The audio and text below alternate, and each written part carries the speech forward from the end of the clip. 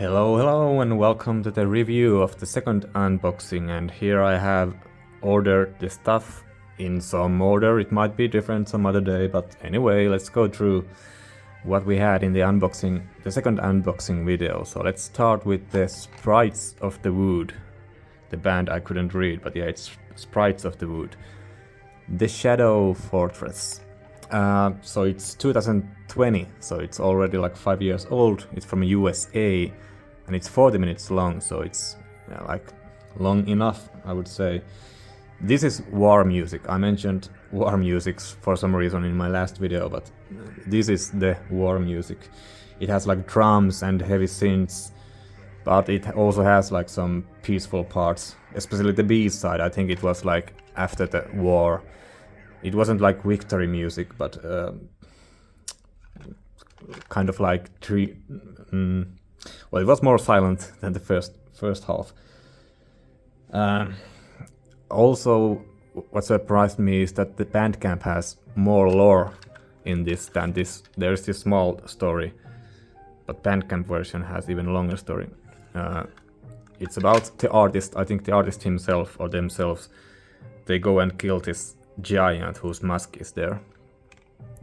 So yeah, I mean, it's good, but I'm not sure how many times I will play this and what situation. Maybe when we play D&D some battle music, why not? But it's a good album, but nothing special to say. I gave it 3 out of 5 points. And next up we go to Sweden and we have Svampprinsen, Höstens Vattenfall. It's 2024, it's 32 minutes long.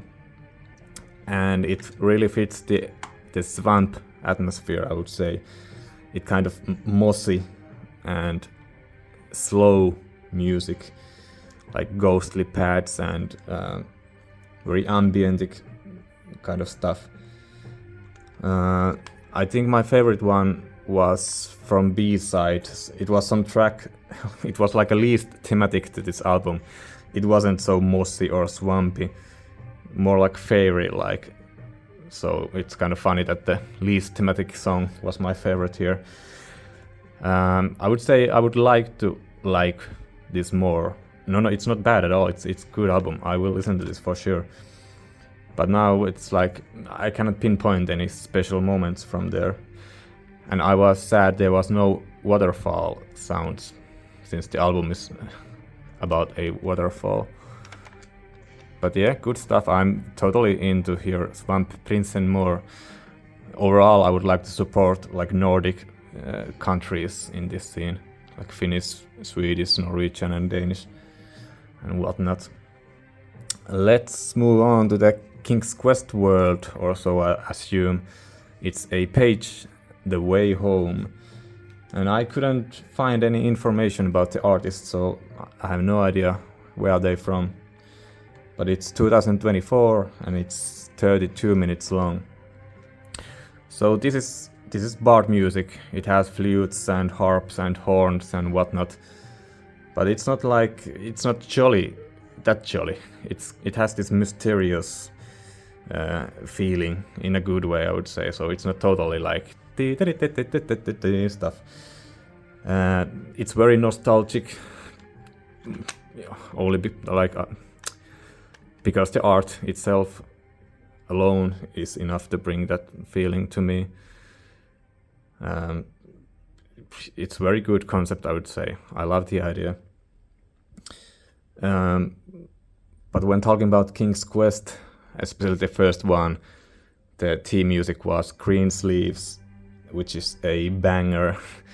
So when I think of King's Quest, I can't hear similar song from this album, but maybe we shouldn't compare this to the medieval masterworks. But anyway, I'm all into Page. This is the only album from them so far. Next up we move to Vale Minstrel. I think I said wrong the name in the unboxing, since I had no idea what any of the words meant, whale or minstrel, but now I know. And also this is not a mage, or maybe they are, but it's a bard also, which fits the name. So this is like, oh yeah, it's 2021, so it's also older one, but this version is 25, I think. It's from USA, Ohio, and it's 34 minutes long. So this is very high fantasy, epic Lord of the Rings kind of marching through the wilderness kind of stuff. Especially the A side. I would say B side is more like Rivendell elf music, if you will. It has like choirs and celestial flutes and harps and also drums. And also it has a story inside about this bard meeting this dragon, and I think if I understood right, the bard put some enchantment on this. Or also the dragon had some fear spell. So I'm not quite sure what happened.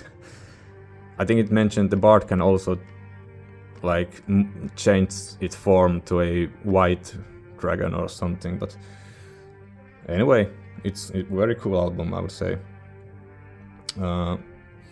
Also the backstory that's written inside, it's like very rich language, so it's very well written, and many hard words that I don't even understand, but oh yeah, I gave it 4 out of 5. I think these two were, I gave 4 out of 5, and the first 2 were 3 out of 5. And I think we have some more, yeah, the next 2 are 4 out of 5 ones also, so it was pretty tight competition. So next up, well, it is not a competition, but anyways, we have a Hole Dweller Crossroads. So it's from Georgia, this stuff.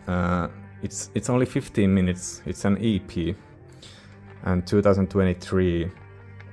And in the Bandcamp it has some like backstory to this album, what's happening. This hobbit goes to this journey and does something which I don't even remember, but it's not written in the physical release. It's somewhat sad, I would say. But Hole Dweller, I mean, he has this very unique distortion sound. I think it's like from his mandolin, which is distorted. So it's absolutely beautiful, and you can right away tell who are you listening to when you hear some Hole Dweller. I think that he has this trilogy album. What are the names? Well, I don't remember now, but I think they might be better than this one. Also, this one has some real bangers too. Like the first three songs at least, very, very good. Sometimes it feels like there's too much happening. The melodies and such go like all around. It's like ping pong, happening too much in every corner. And I think the last song, it felt like fusion jazz or something. Like it was maybe too difficult for me, but most of this stuff is very, very, very good, very melodic. So I've been listening to this actually many times. It's 15 minutes, so it's fast to put on when you do something stuff. And next up, this is the same category, I would say, the Flickers from the Fen, and the album Stoned in Gielinor. It's RuneScape stuff. It's 2023 from UK, and it's 29 minutes long. So, I mean, this is, I would say it's very similar to this Hole Dweller. It's very cheering and hopeful. It's also like dreamy and playful same time. So it's same with what I said about some other album, that it's not like too jolly all the time. It has this mysterious atmosphere also, but it's very, I would say it's happy music, very good mood kind of stuff. One thing I didn't like, there's 2 songs I think at least which has like a band instruments, a bass guitar and a real drum set, some kind of doom metal kind of stuff playing. I didn't really care that. This guy already has this unique sound also, so just keep on it. You're doing good. The band stuff didn't add anything, but took something away from me, I would say. I think my favorite track is Picking Flax from the A side. And B side I wrote down some grimy ranar, some herbal stuff. So those were my favorite ones. Very good stuff. I've been listening to this many times already. And the cassette itself, I mean, look at that. Absolutely beautiful.